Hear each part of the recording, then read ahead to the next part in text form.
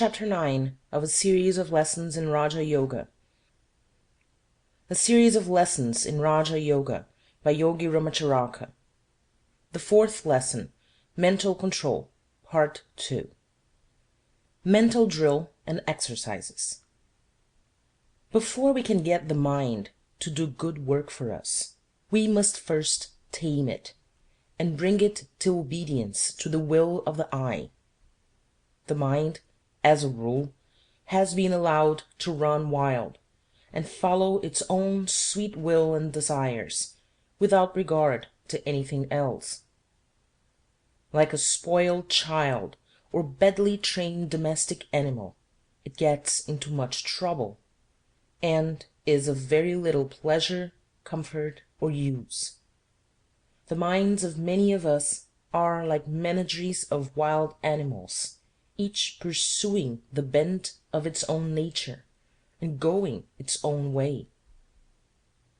We have the whole menagerie within us: the tiger, the ape, the peacock, the ass, the goose, the sheep, the hyena, and all the rest.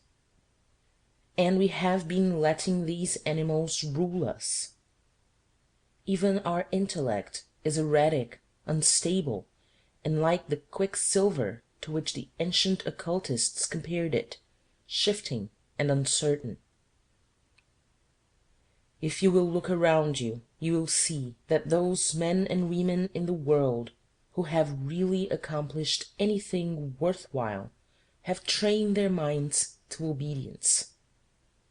They have asserted the will over their own minds, and learned mastery and power in that way. The average mind chafes at the restraint of the will, and is like a frisky monkey that will not be taught tricks, but taught it must be if it wants to do good work. And teach it you must if you expect to get any use from it, if you expect to use it, instead of having it use you. And this is the first thing to be learned in Raja Yoga, this control of the mind.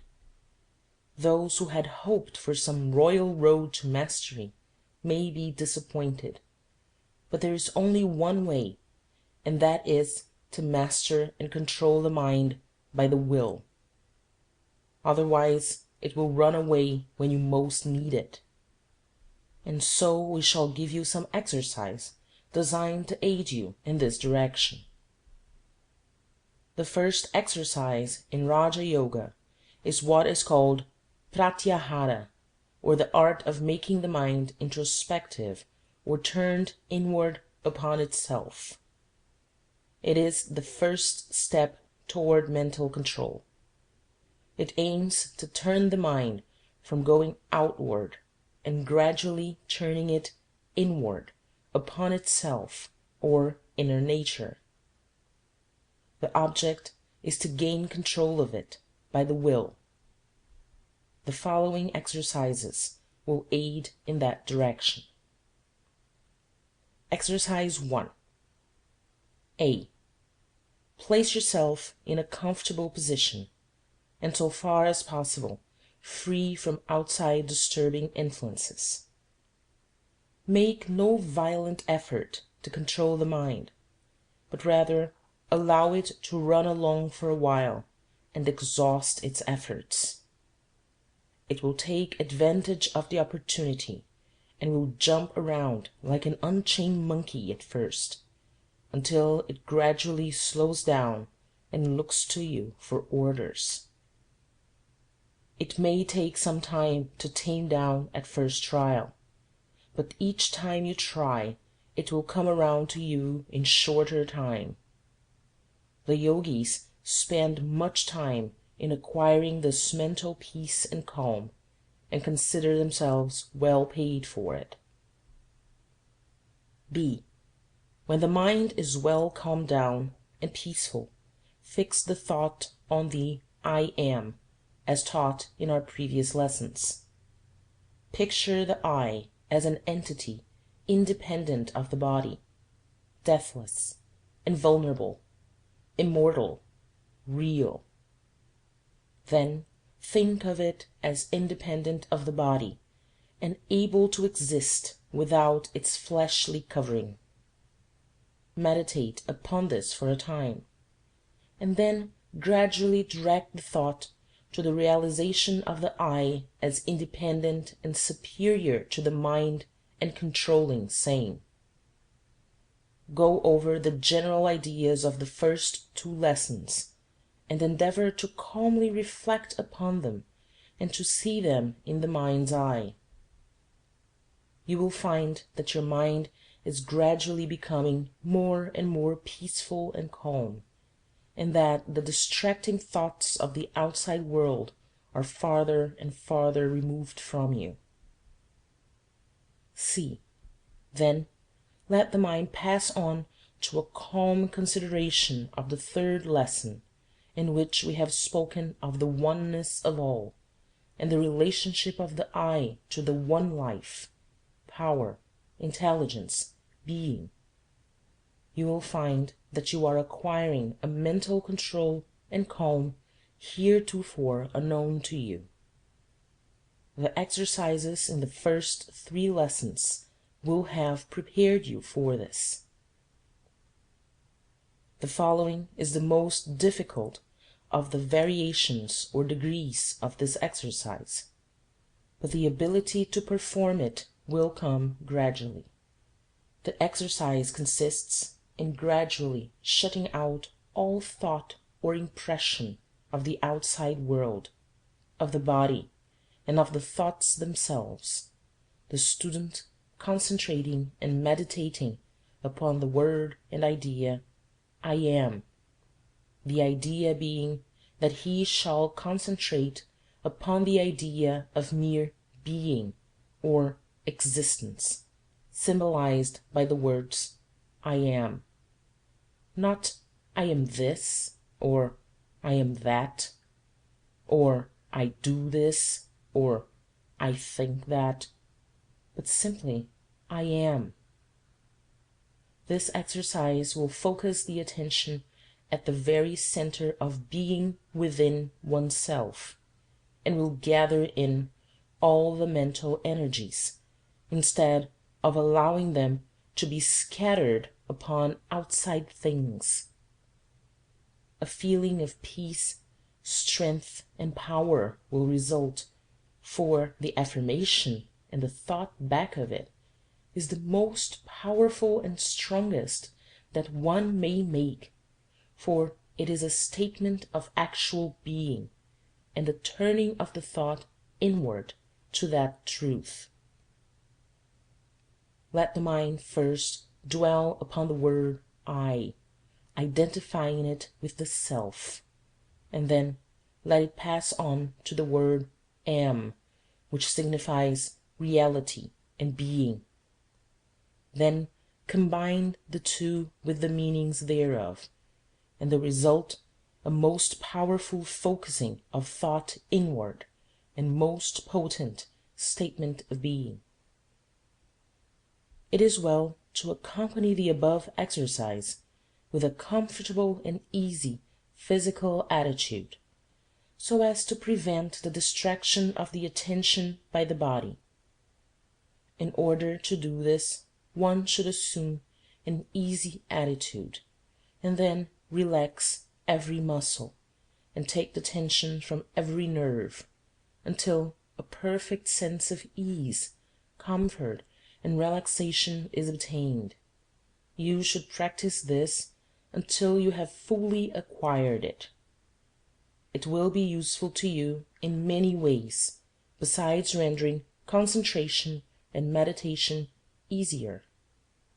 It will act as a rest cure for tired body, nerves, and mind. Exercise 2. The second step in Raja Yoga is what is known as dharana, or concentration. This is a most wonderful idea in the direction of focusing the mental forces, and may be cultivated to an almost incredible degree. But all this requires work, time, and patience. but the student will be well repaid for it. Concentration consists in the mind focusing upon a certain subject or object and being held there for a time. This, at first thought, seems very easy, but a little practice will show how difficult it is to firmly fix the attention and hold it there. It will have a tendency to waver and move to some other object or subject, and much practice will be needed in order to hold it at the desired point.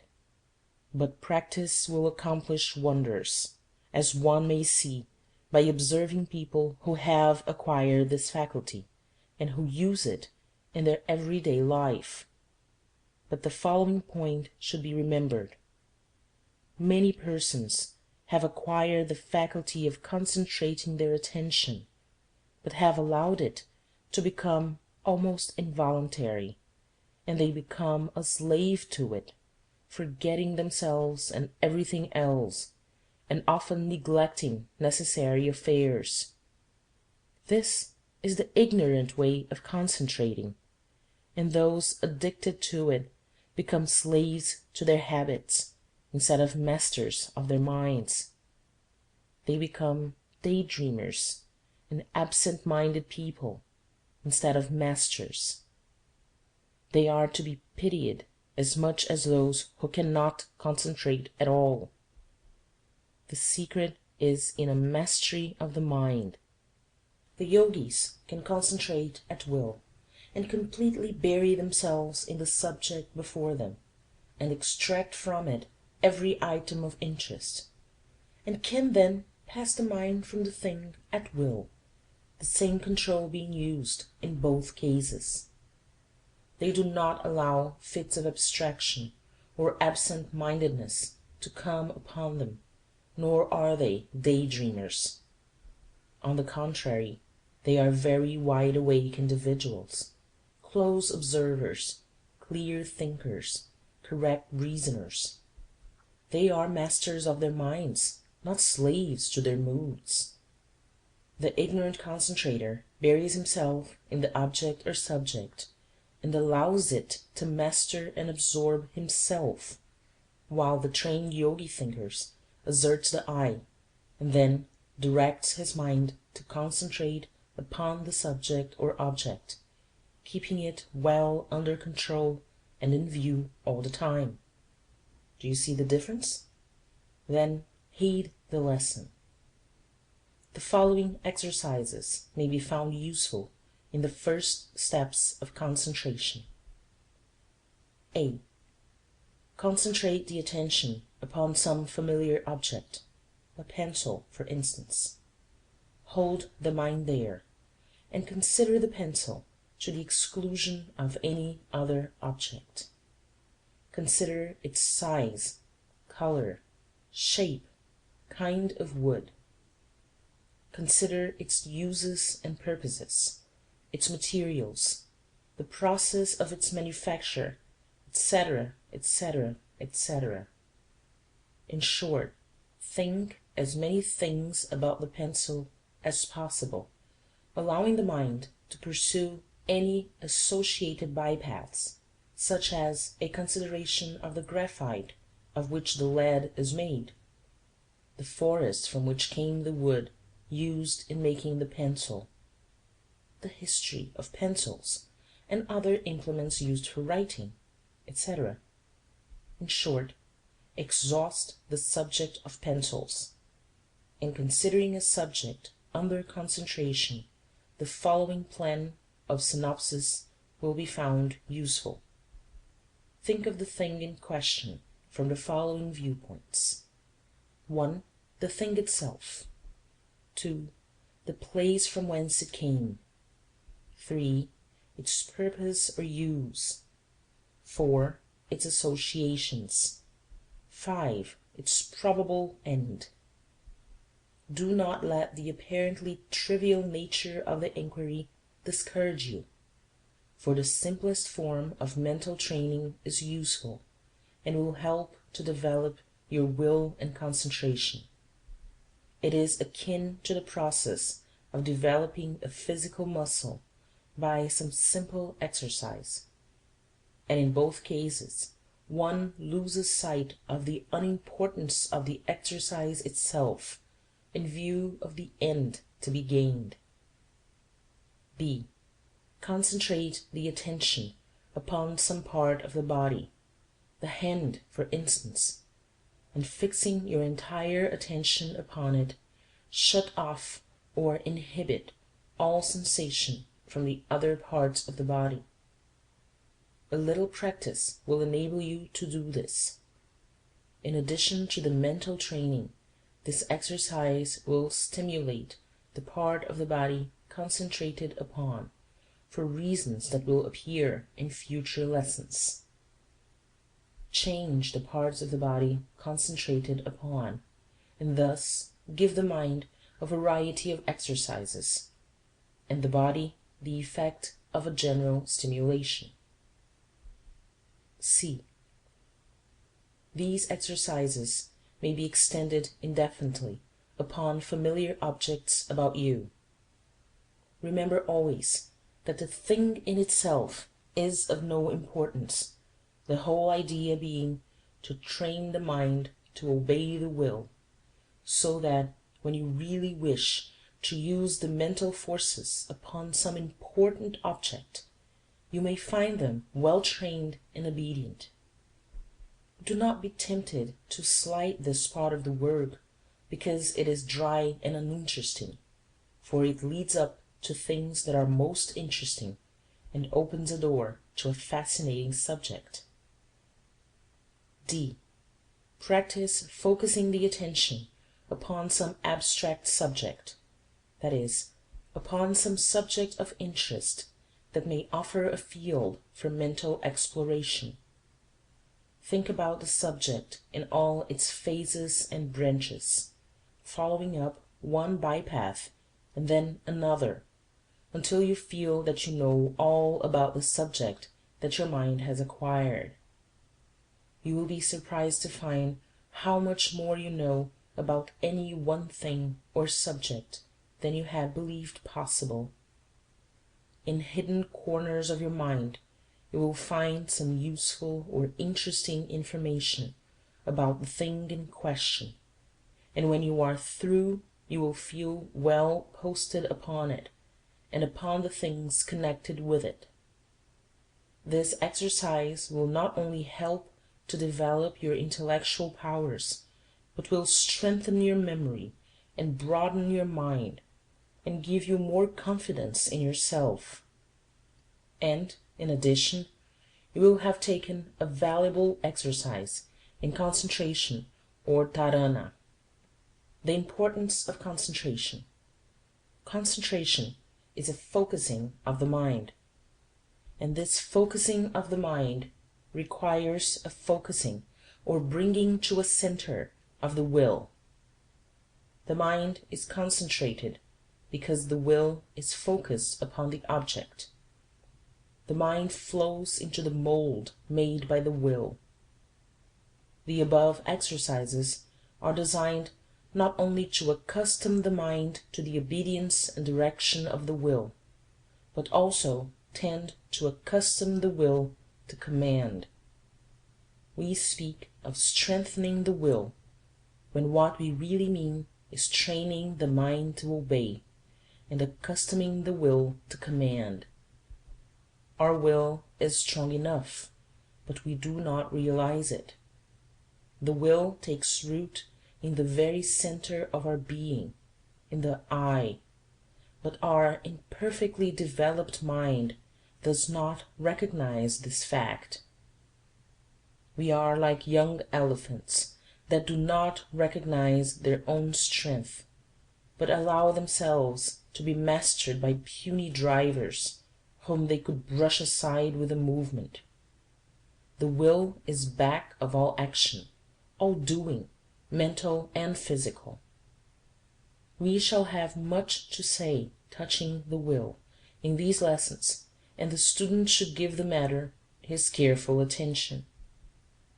Let him look around him, and he will see that the great difference between the men who have stepped forward from the ranks and those who remain huddled up in the crowd consists in determination and will.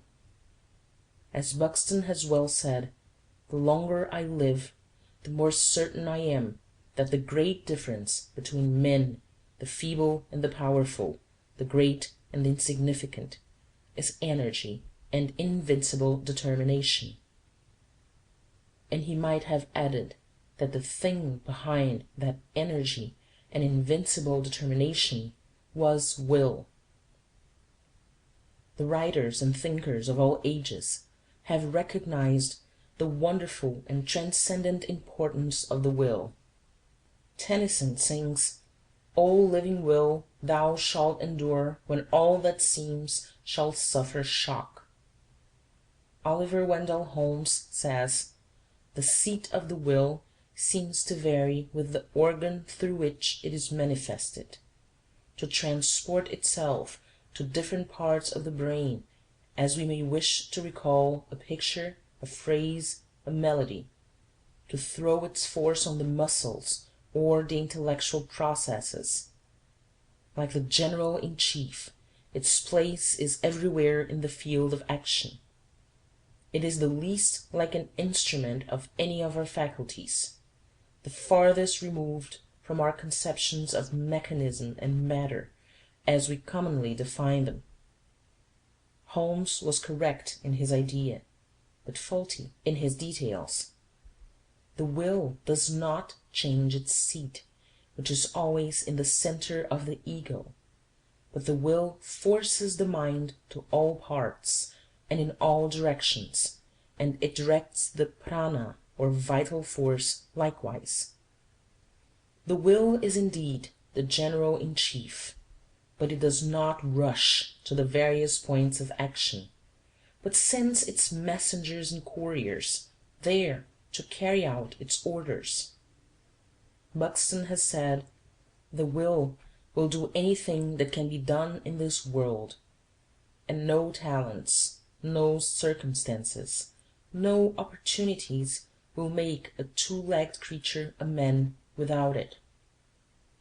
Ike Marvell truly says, "Resolve is what makes a man manifest, not puny resolve, not crude determinations, not errant purpose, but that strong and indefatigable will which treads down difficulties and danger, as a boy treads down the heaving frostlands of winter, which kindles his eye and brain with a proud pulse-beat toward the unattainable.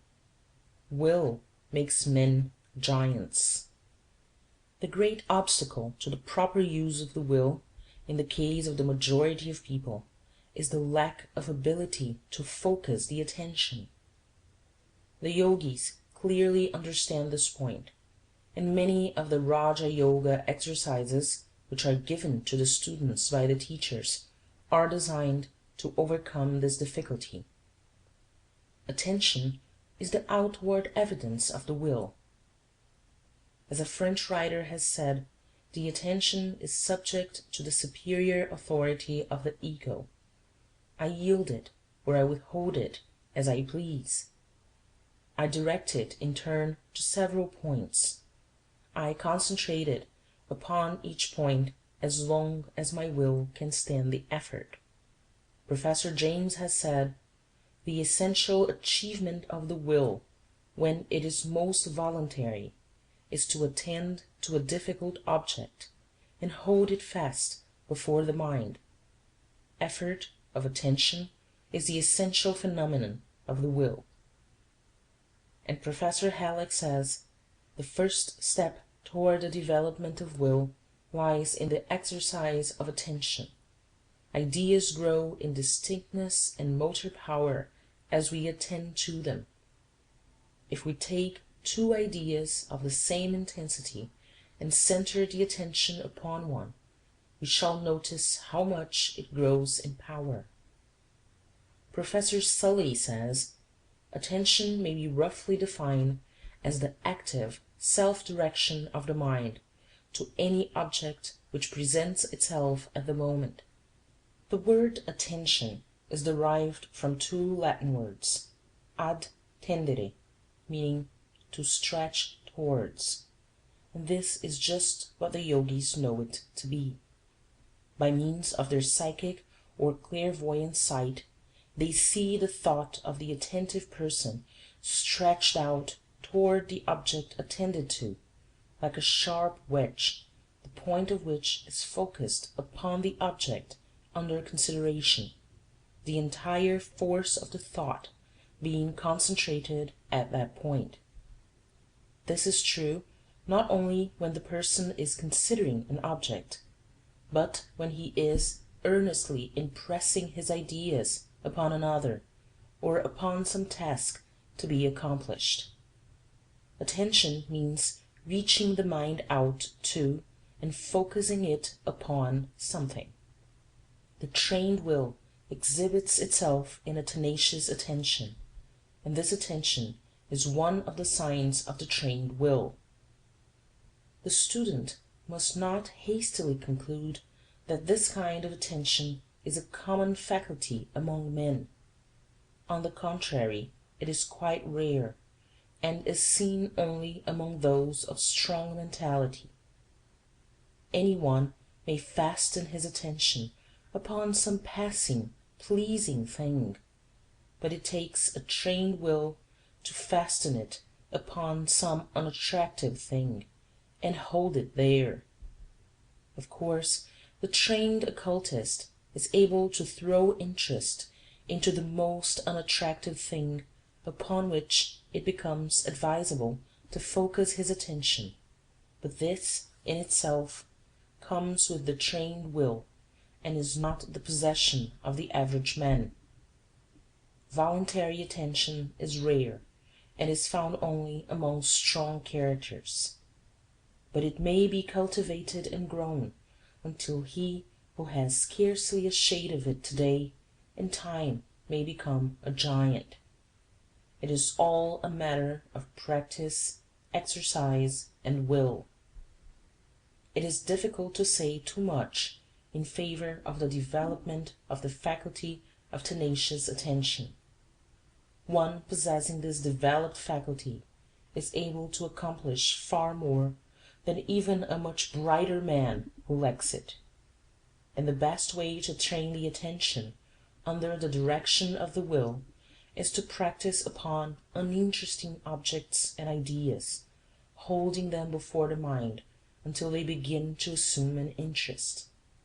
This is difficult at first, but the task soon begins to take on a pleasant aspect, for one finds that his will power and attention are growing, and he feels himself acquiring a force and power that were lacking before. He realizes that he is growing stronger. Charles Dickens said that the secret of his success consisted in his developing a faculty of throwing his entire attention into whatever he happened to be doing at the moment, and then being able to turn that same degree of attention to the next thing coming before him for consideration. He was like a man behind a great searchlight, which was successively turned upon point after point, illuminating each in turn.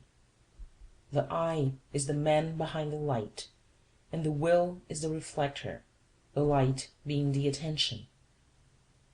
This discussion of will and attention may seem somewhat dry to the student, but that is all the more reason that he should attend to it.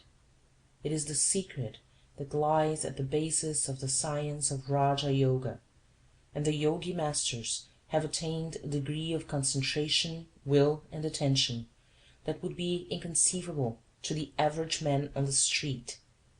By reason of this, they are able to direct the mind here and there, outward or inward, with an enormous force.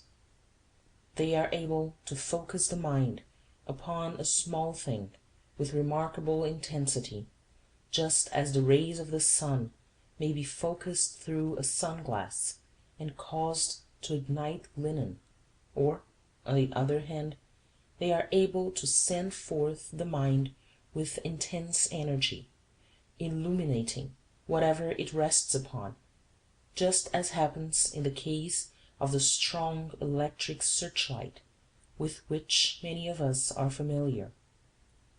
By all means start in to cultivate the attention and will. Practice on the unpleasant tasks. Do the things that you have before you, and from which you have been shrinking because they were unpleasant. Throw interest into them, and the difficulty will vanish, and you will come out of it much stronger and filled with a new sense of power. Mantra, affirmation. I have a will. It is my inalienable property and right. I determine to cultivate and develop it by practice and exercise. My mind is obedient to my will.